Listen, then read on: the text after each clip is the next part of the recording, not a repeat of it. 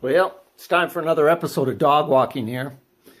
I got my trusted apparatus with me here. Stainless steel Spyderco knife, 40 Smith & Wesson, and my breakfast. A nice chewy cigar to suck on. It's a beautiful day out here. We're going to get started. Robin's out here cutting the cockleburs off the collie right now, so we'll get going.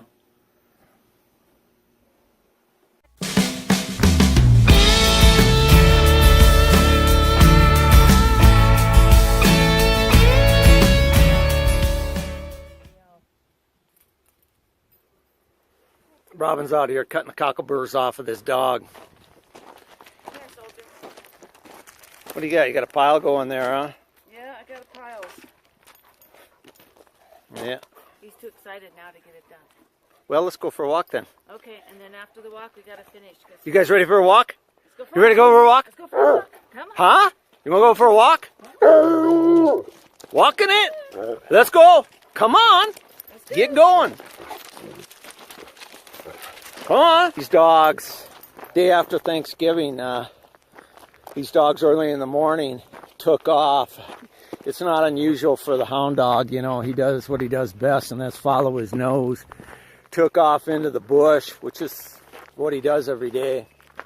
But he took this naive collie with him, and they were gone for an awful long time. They were gone. About 8 hours later, this hound dog came back by himself, and he was pretty sore, pretty lame, and no collie. So I went out, looked all over for him, couldn't find him. Went into nightfall, no collie.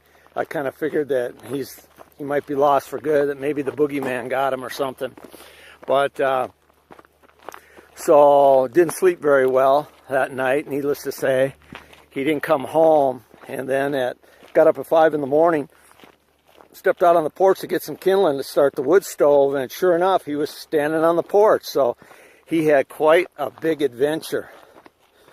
In doing so, they obviously were down at the river. They had to go down and get some water, and the collie came back, and he's got burdock all stuck in his hair. He's got like about 40 of them. So you know he was down at the river, because that's the only place where that stuff grows, is in that riparian habitat down there. So, but anyhow, we're happy to have him back. Yeah, over here is where my neighbor likes to dump his butcher bones, and it's too close proximity for this dog.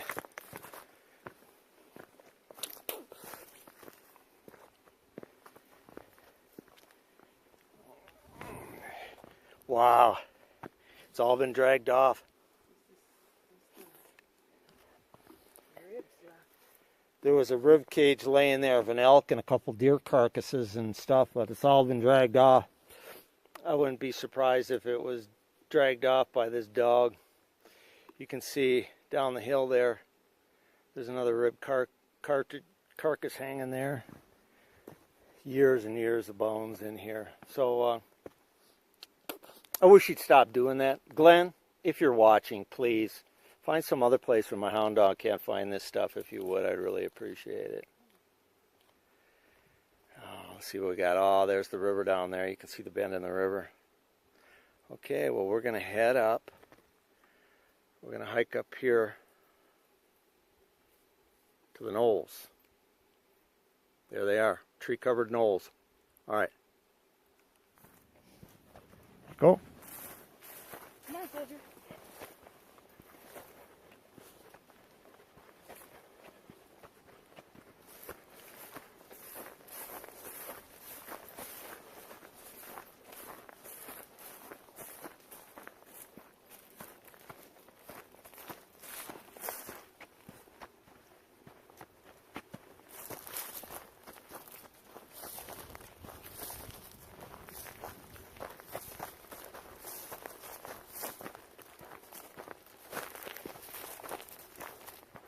What?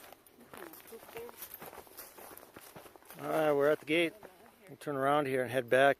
You can see the ranch off at the Sleeping Ute Mountain there. That's the ranch in the distance. Another 2-mile walk this morning, and it is warm. We were just complaining about the heat. Next week we'll probably be complaining about the snow and the cold. Hey, we're primates. That's what we do. Robin's over here picking up deer legs. We're gonna get rid of some of this stuff. Hey, Rob. Yeah.